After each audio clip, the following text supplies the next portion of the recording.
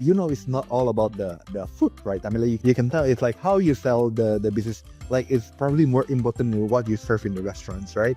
That's the importance of like the good network and how you polish yourself. Welcome to What's on Your Plate. My guest today is Tantra Tobing. He was a banker before and traded it for a path of entrepreneurship and person of influence.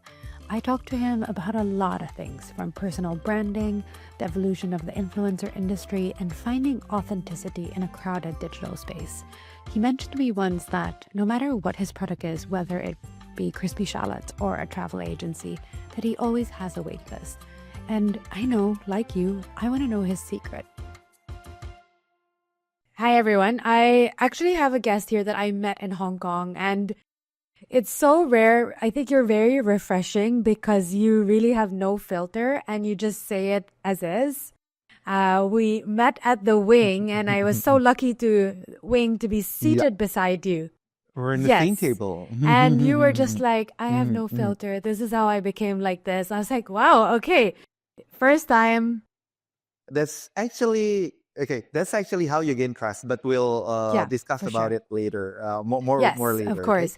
I'll start off with a little icebreaker because I was looking at your Instagram and I saw this viral like influencer test where you're showing how much you earn from how Mhm, much a business earns from one reel you posted.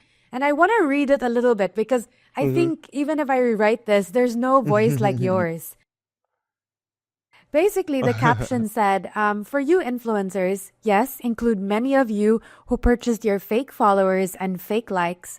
Have you ever tested the power of your influence?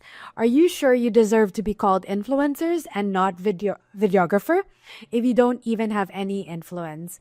And you go on about impressions, followers, and likes. And just tell me, how did this even come about? I mean, y- y- yeah. I mean, like, well, I mean, like, I've been in this industry. I mean, like, helping the F&B business and hospitalities and like promoting their business. In a way, it's influencers and as per se. But I mean, like, I've been in the industry. I've met so many like people, which I know, like, in the end, you can actually tell like which one are like influencers that really have the influence, or just like they're just uh fake ones. I mean, like, it's very different. I mean, like, you've met so many influencers also in your life, but I'm sure it's not always the same what they portray in the Instagrams, right? Sometimes they are very quiet, sometimes they are very shy. So whatever you say on the Instagram is how they polish Yeah. themselves, right? Yeah, but but then again, I stuck in the business, and then like I jumped into entrepreneurship myself. From a banker, so I was to share a bit. I was a banker for 12 years, and then on 2020, I jumped into my family business, and now I also have my own business. I have my online F&Bs. I have my restaurants, and I just built a travel agent last month.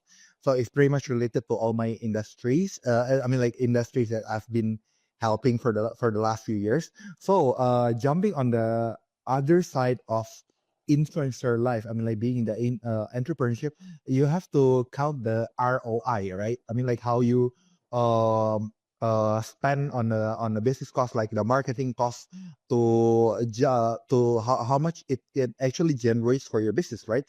I mean, like, if you only want to treat people for like a nice F&Bs and like good chit chats and everything, you can do that to your friends, but not relate to the business. I mean, like, influencers, I mean, like, per se, a lot of people pay influencers because they're expecting their business can be helped Yeah. and boosted, right? But how much can actually that be proven?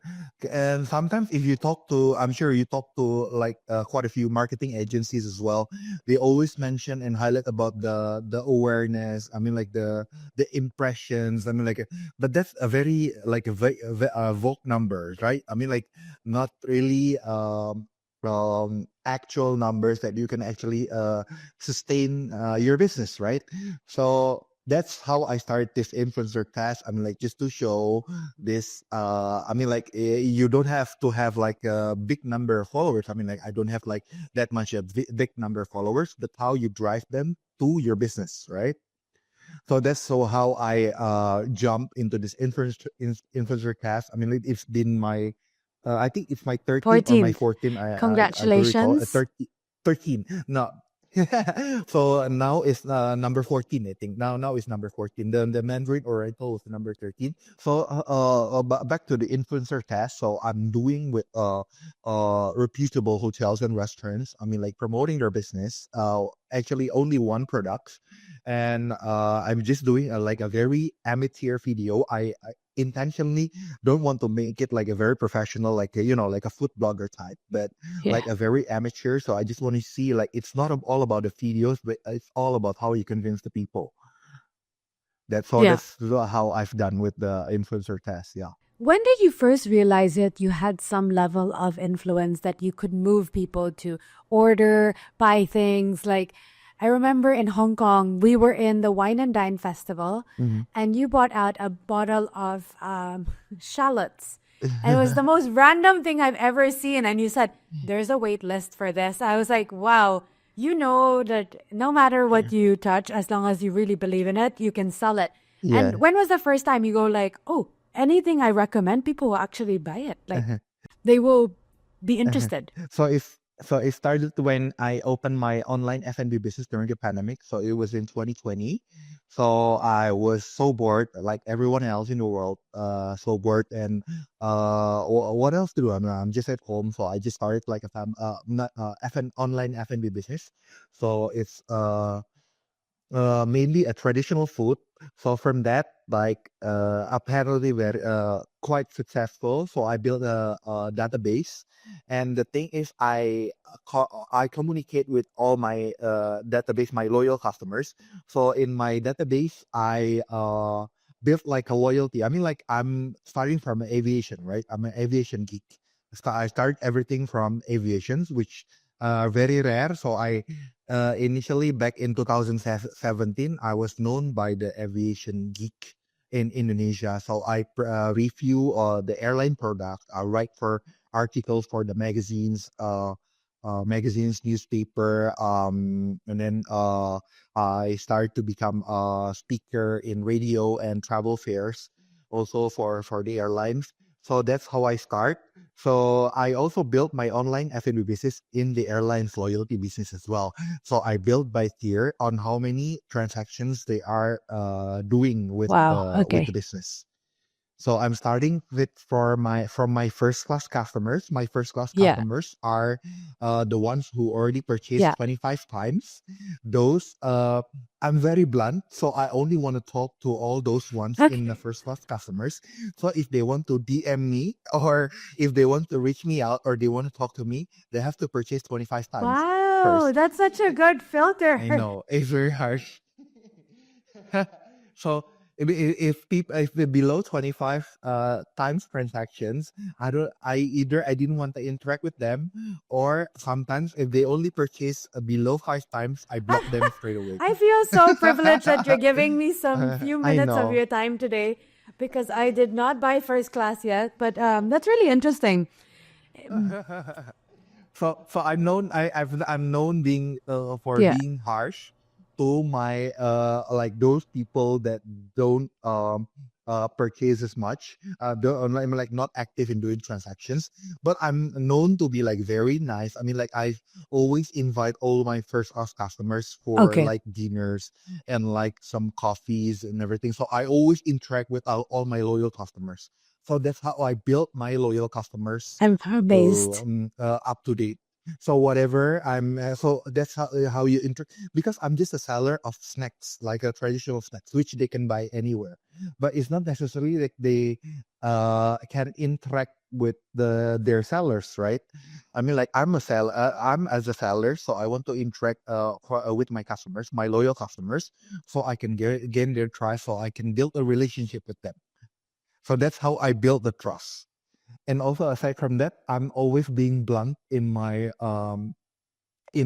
post, or like in my public or social media life. So I mean, like I'm not gonna say if the food is good, if it's not good, and everything. I mean, like I never actually sugarcoat my experience. So that's how you gain the trust, what we discussed earlier on how you gain trust and like being blunt. So that's actually part of me of getting trust from the people.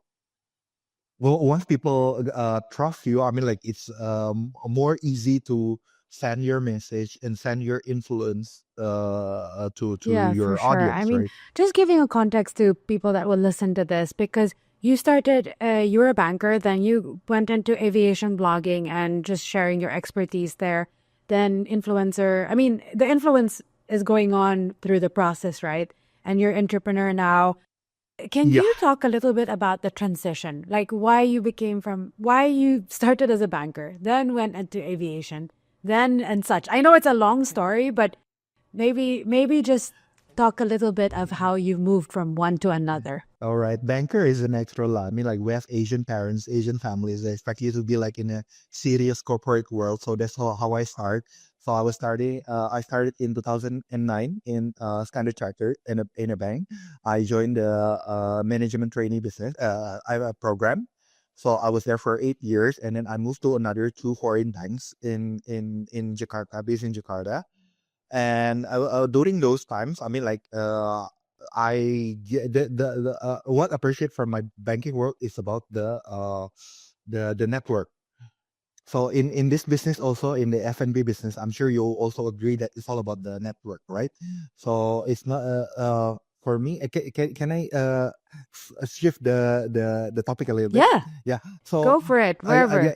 okay, again, back to network. So for me, the three most important, I mean, like how you sell your business, whatever business you're having, is your products for sure. You have to have a good product, and two is like how you sell your items, your products, and the three is the networks, because those three, I think, having acquiring those three, you will definitely master, and like whatever products and whatever industry you're in, whatever product you sell, you're definitely can kill it. I mean, like with those three. So back to the network. The network I started in the banking. So how I built my network was in banking throughout a lot of like industries, including the travel online and then the F&B industries. I also started in when I was in banking, when I was a banker. So that's how I appreciate my years in banking until now. What I treasure most is the network. So from those networks is how I also started this influencer things, because like I know a lot of medias like newspapers, medias like group medias.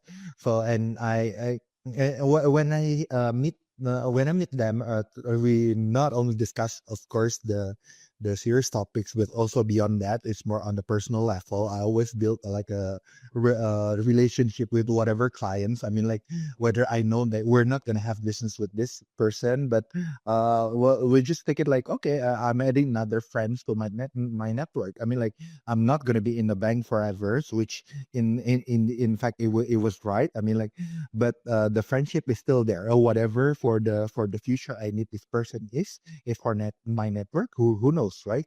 So I always in doing that for all the people that I met during in banking.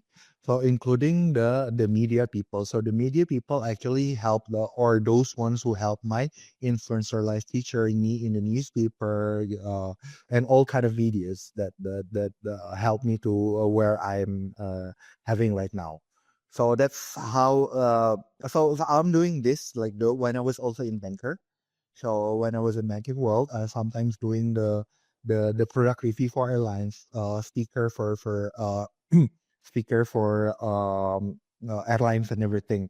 But for the FNB, it was back in 2019.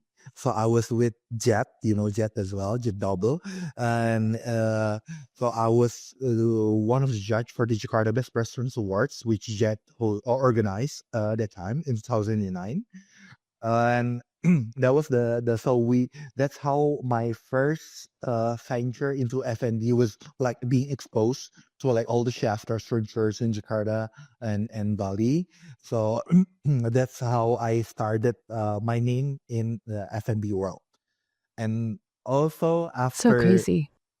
so after that, in 2020, I quit after the 2019.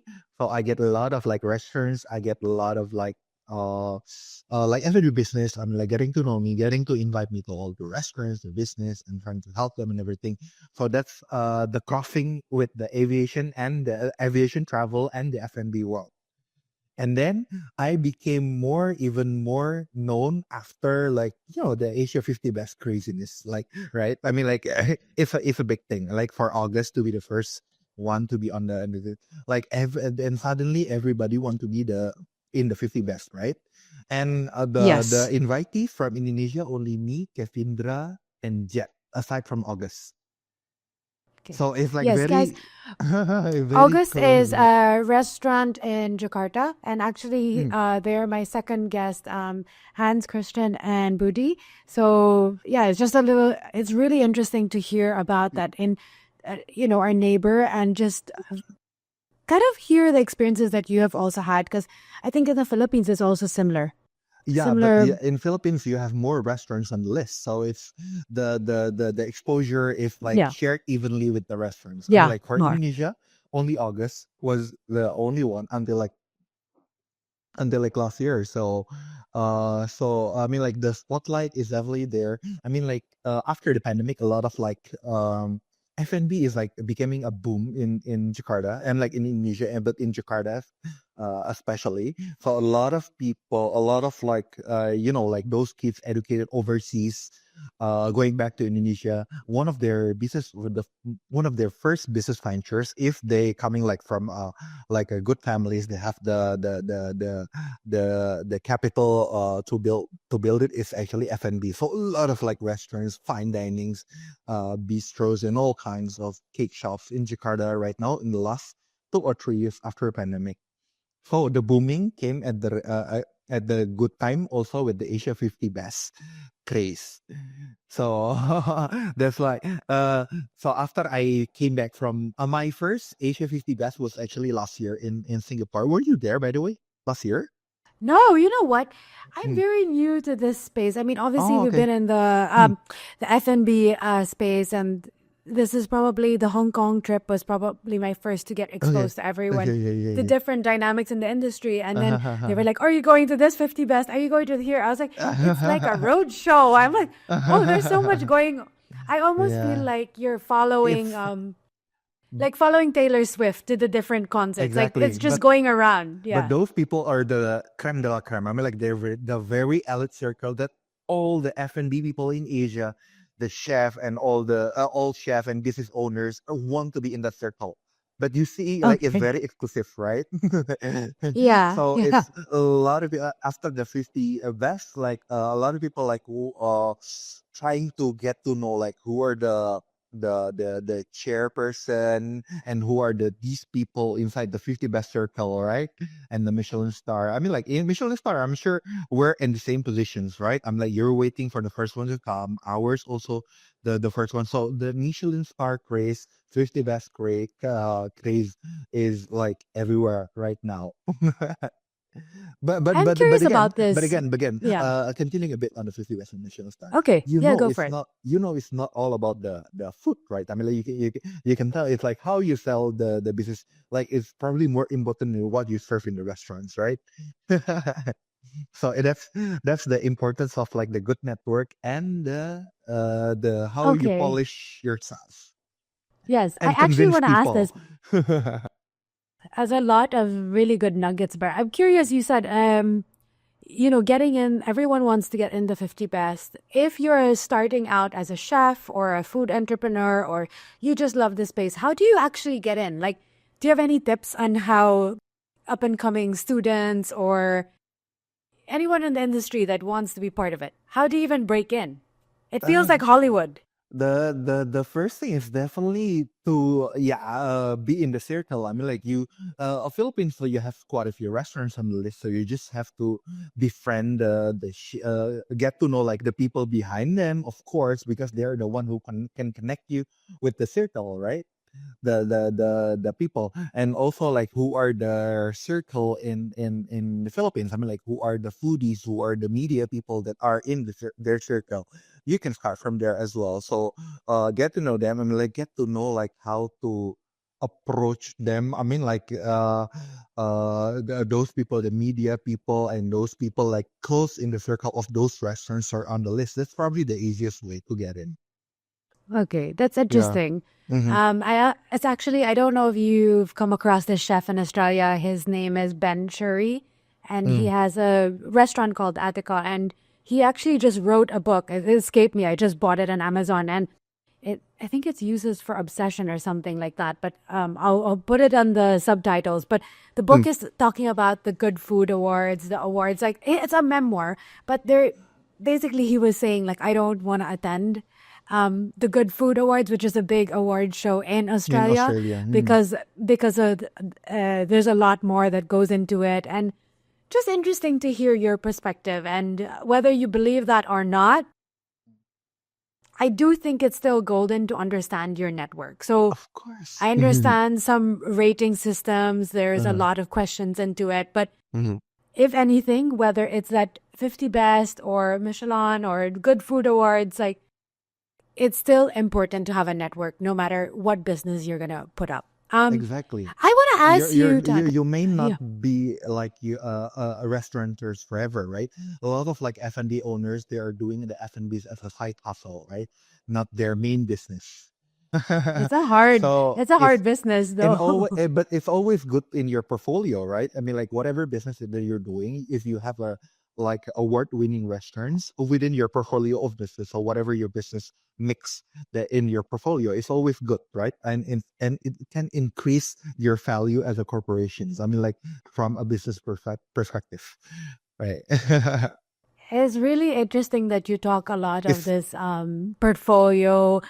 It's not something you hear a lot with influencers or the people that are on socials. Like you really think about it so deeply, and a lot of numbers and data goes into it. How do you manage your database? I'm curious on how you store it, uh how do you collect it? Yeah. when I was in banking before, I was in one of the role that I had like for 2 or 3 years was in loyalty. So it's fairly easy to me for me to set the like loyalty schemes like within my own business definitely. So it's I just follow like whatever I'm doing in the banks.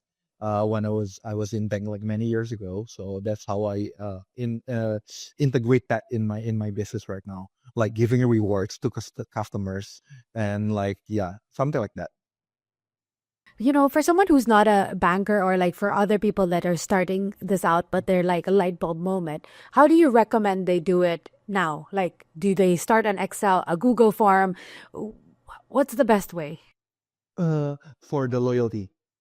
Yeah, It's yeah, for the loyalty is loyalty very system. simple. I mean, like as I say, I follow like either banks or airline system. So the more you are transactions or contribute you to you more in terms of value of transactions, you just like give them like a build a tiering, like exactly like in airlines. I mean, like in like Singapore Airlines, if you're familiar, they got the gold, silver, gold. They got the PPS. So it's pretty much like that. So and you give like a different rewards or incentive for every tiering. It's very simple actually. So it's how you set how you set the system is how you have a system that actually can count their either their amount of transactions or the value of transactions. That's it. As long as you have that, you definitely can going to the next stage is like how to incentivize how incentivize your loyal customers. Yeah. Just like that, Do quite you simple. use a certain system or do you just use Excel? What do you actually Just use to Excel, manage this? simple. Just Oh, Excel. okay. Yeah, yeah, Okay. yeah. Simple, simple, simple. Yeah. I love that. It's so funny Mm-hmm. because people will be like, I want to start this, but I want an app or a system. It's like, no, you can Uh-huh. actually start with a free Google form Uh-huh. and Excel and just monitor it No, that no, no, way. no, no, no. Because like in my space, I also need have like the personal touch to my customers. That's my added value. So you when you book the food like online certain thing, it's not going through the systems, but it's through a person. So you can build a relationship and you can customize or whatever they need. So it's not very high tech, but it's a long term relationship. For sure. Because everything now is all about the high techs, like online. You digitalize everything, right? Yeah. But it's not always that. But that one, you're losing the essence of the human touch or the relationships, right? Mm. My mind is just blown because I think this is something I'm just thinking about the school and any food business that they someone actually my dad he always tells me database like Yeah. he's been telling us all the time about it, and it's really funny when you hear it from another messenger, then it feels like you'll listen more because if it's in the family sometimes hard to listen. If it's your own family members, Uh-huh. I want to talk a little bit about some red flags in the influencer industry Oh, because okay, a some lot. yes. Do Mhm. you have any red flags? Because I know with restaurateurs, they get a lot of freebies requests. I've seen one where someone was invited to go to the restaurant and then they brought like 10 or 15 people Oh, yeah, that's very with common. them. And without saying that, and what are some red flags people should watch out for when it comes to influencers? Okay, definitely. You just have to look at the page. I mean, like you as a business owner, you see this Instagram page, and you see like all the people in the pictures in there, and so those people in the pictures are the real people that are in their Instagram base, right? So you can tell like how their look and their appearance and everything. Is that your target market? If that's your target market, then definitely you can use this person. I mean, like if you don't see the people and you don't like those people, they definitely don't not your target market, and just don't go with that person. It's very simple, right? Because if the number of Instagram followers, as you know, is very easy to buy right now. It's very cheap, right? Everybody's buying followers to build their own credibility and to build their own how do you say like sell value in front of the business owners to attract them to hire them or to book them, right? But it's really is like if it's as simple as like for myself, it's like you see the simplest way is you see those people in their Instagram, or probably those the one that are commenting on the page or the feeds, and you click one by one. It's very easy, right? So those are the active customers of this certain personality or Instagram personality. You see these people, and if and you see like whether you like them or not, right? It's very simple. Like that's the simplest way for me. Don't look at the number of followers, but look at the people inside the this person's Instagram. Okay, okay. I got it. That makes sense. Do you what do you think about paying for influencers? Do you think should one pay? Because I remember one influencer rated. I think in the Philippines the market is so different. The pricing there's people who do exchange deals. There are people that charge a certain, let's Same, say, same. $200. Then there are people that go about like $10,000, Same, and same. I'm sure it's the same here. okay, Yeah. okay, So I mean, like it's all comes down. I mean, like for me, if I'm hiring as an influencer as a promo as in my personal business owner, I will definitely rather use a promo code and then the profit sharing with the influencers. I mean, like it's very shared, right? I mean, like that's why I'm highlighting that like the influencer class. I mean, like I'm contributing this amount of value, then probably it's more fair that those people, the business owners, actually paying in percentage of the value. But how to quantify that is probably using a promo code is the easier.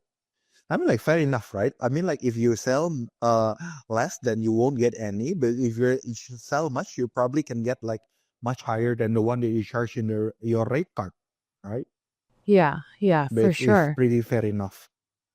I think it's for me as a business owners, you can might want to consider that as well, rather than being because like at the moment, like if you go to the influencers or whatever, they will send you the rate card. Okay, this is my rate card. This is my menu. You want like the combo of like this and this and this.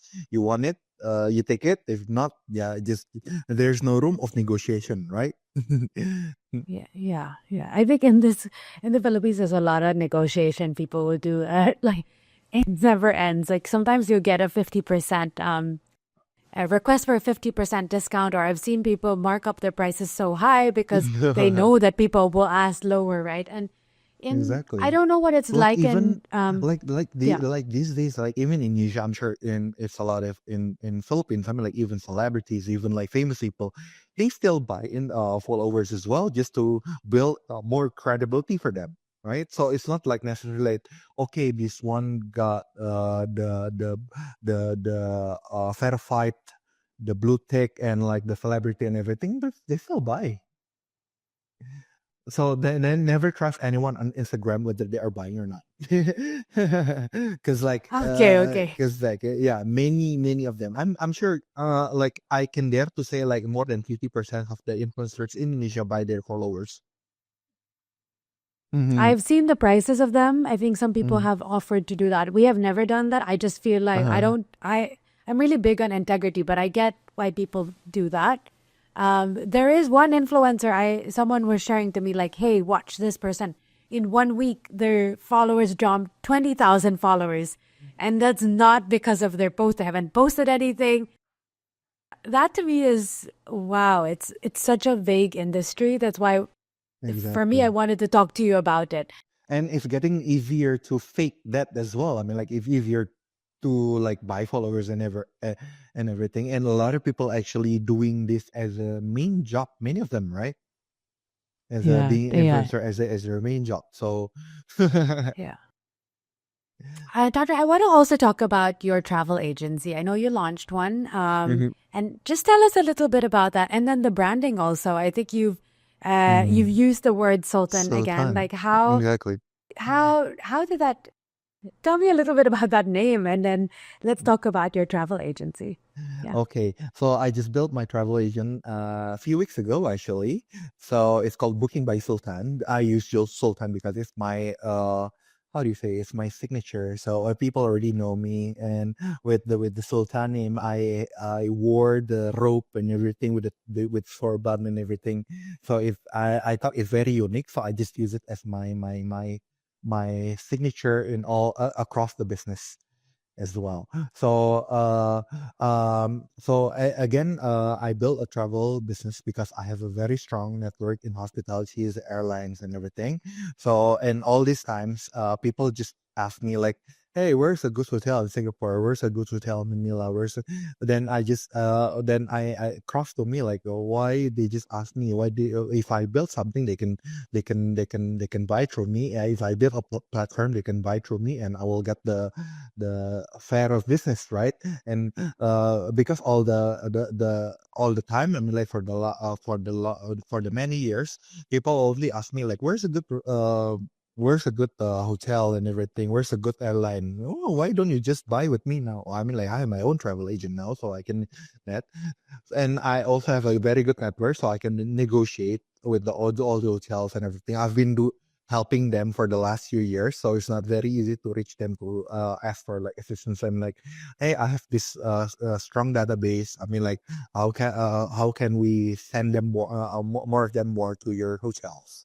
So something like that. So that's how I started It's everything. So genius. using again my network and also my persona, if you can say, as a sultan of travel, as you know. So Yes. yeah, just to make people convince. I mean, like on this. I mean, like I leverage on the people's trust on like when they ask me about the travels and the airlines and the hotels, right? So in using this booking by Sultan, I'm expecting them for like as using my credibility for the team to give the best options for them to travel. Yeah. I also want to ask you about this TV show that you had, which Oh is yeah, that interesting was because during the you, pandemic. Because yes, my because you name. have a, yeah, So go okay, ahead. so how I started with Sultan was the TV show was called Sultan Travel. So Sultan Travel. So the middle is my name, right? Sultan Travel. So it's like it's probably it's just natural, right? So that's how I came up with the Sultan name. So What was the, it runs. can, yeah. By the way, so that was during the pandemic. So we had 2 seasons. So that time we couldn't travel overseas. There were still like restrictions and everything. So we toured the hotels in Jakarta and Bali. That time for 2 seasons. So we've done 34 episodes like throughout all the hotels.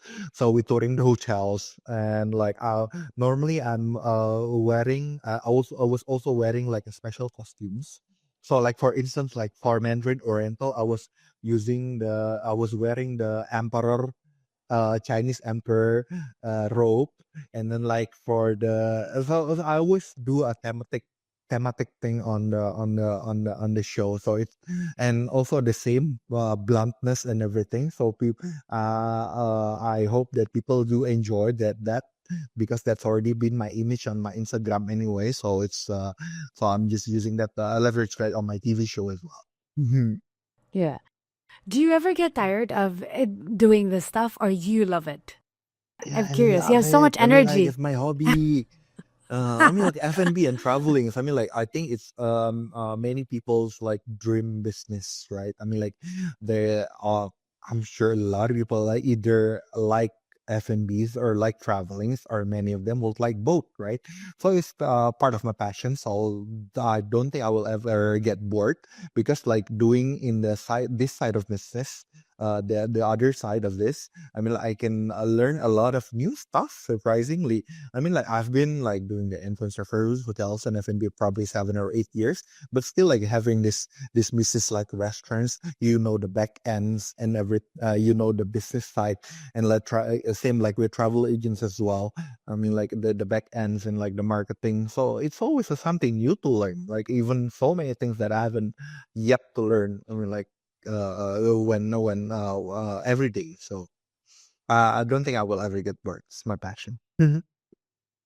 It's I think it's a privilege, and it's also very rare that that happens. And once you find, also me, I find this like I actually really enjoy working around food, and in our family it's like there's chefs and cooks, but I also cook, but I prefer to stay in the communication and the writing side.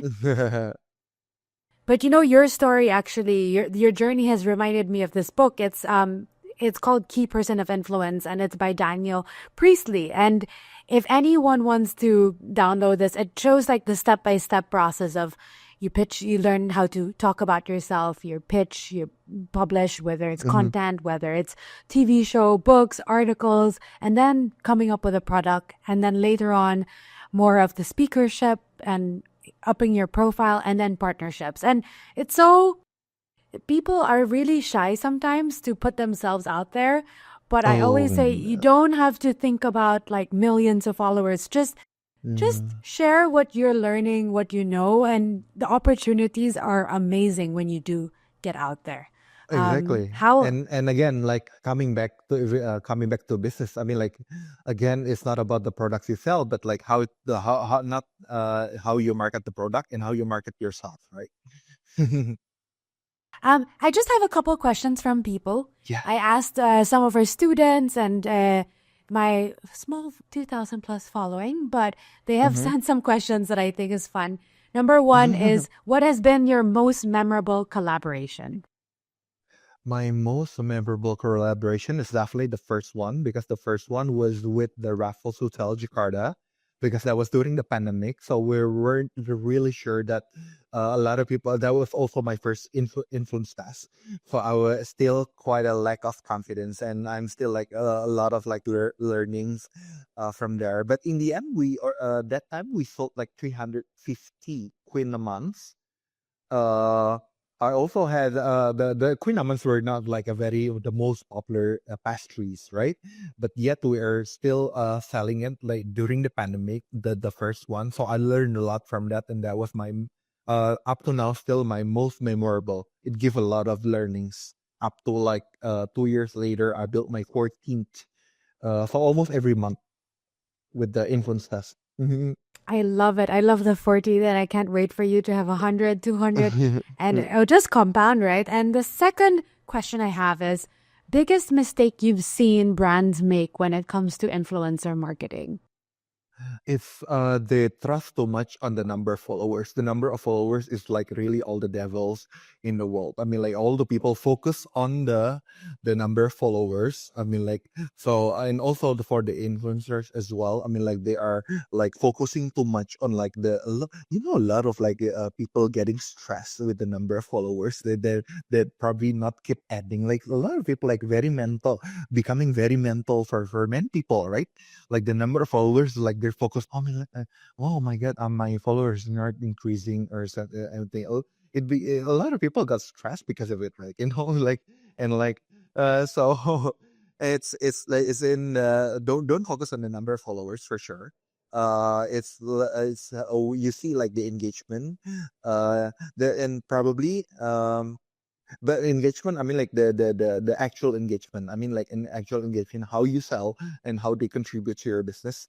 And probably you can also ask about the word of mouth. I mean, like the from the people that already use them. So you can ask your restaurant peers. I'm sure if you're in the restaurants or F&B, you have your own circle. You can probably ask them who were their success stories, like which with a certain key influencer or anything. That way, that will save you a lot of money rather than paying, save you a lot of money and expectations.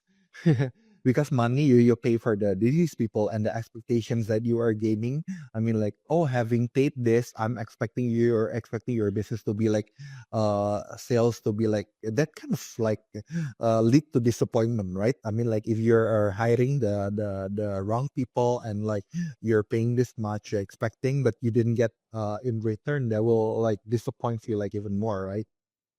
So, so again, don't focus on the number of followers. Listen, probably ask your circle of F&Bs, like whether the same restaurants in the neighborhood or the same team with you. I mean, like which person that has been their success stories in the past and everything. That's probably help you. Easier to help you. This is so relieving. I mean, and in the school, we do track numbers like reach and all leads and such, but I'm very big on tracking sales, like conversions and how Oh, many people we exactly. converted That's from that. And important. there's no point reaching 500,000 accounts if the sales are low that Exactly. week, right? Exactly. You don't need the number of followers, you need the number of sales, right? Yeah, yeah. I'm very particular. Every week we have a scoreboard. I'm like, guys, fill out the scoreboard. I need to know what's going on. Um, my team knows this. They're like, oh my God, another scoreboard. Last two questions. Mhm. Um, one underrated tip for building genuine influence today. Oh, be genuine about your experience. I mean, like, be blunt. I mean, like, that's how I started everything. So, when I did my product reviews and everything, so I'm trying to be as blunt, as honest as possible. I don't sugarcoat things. That's how you get the trust. If you because like sometimes people catch the inconsistency if they see inconsistencies in your content or in your stories or in your Instagram. They will some of them might know it. I mean, like if you say like for instance, like at one point you say you don't like carrots, for instance, and then in the future you say it like it's my personal thing, by the way. I don't like carrots, by the way. So and and in one of your future posts or stories or anything, there's a carrot dish and you said like you liked it, but you know that you don't like it. People can sense the inconsistencies, and that's how they lost their trust with you. I mean, like, so be consistent, be genuine, and be consistent with whatever your opinion is. And the people and don't really care about like people's opinion. I mean, like if people hate you, they don't like you, then they don't like you. I mean, like people like you. I'm sure there's a belief that you have your own market. I mean, like those people out there that will like you or whatever your opinion. So don't be afraid. I mean, like you have the market that if you have the market that people like you, and you can have it, and be just be consistent.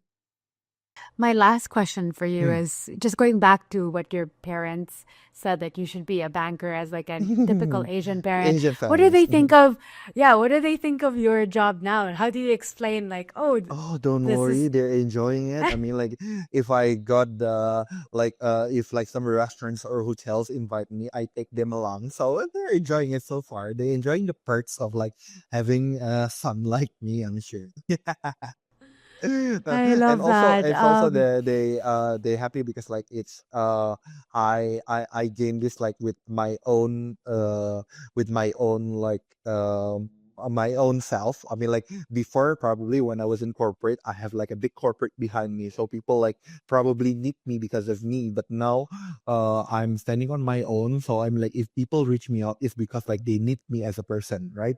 So that's the thing, that how I built everything on my own, and not like with like a big corporation or anything like behind me when I was in banks or anything like Yeah. before. Thank you so much for giving me your first Mhm. class time. I Thank you. how do people connect with you? I know that obviously That's you're from my mainly in the Instagram. local market. Okay. Yeah, through my Instagrams. Y- Yeah, it's everything. yes. All my main accounts, everything is in English because I've like a lot of like people. My Instagram is not coming from Indonesia, so everything's all the communications in English anyway.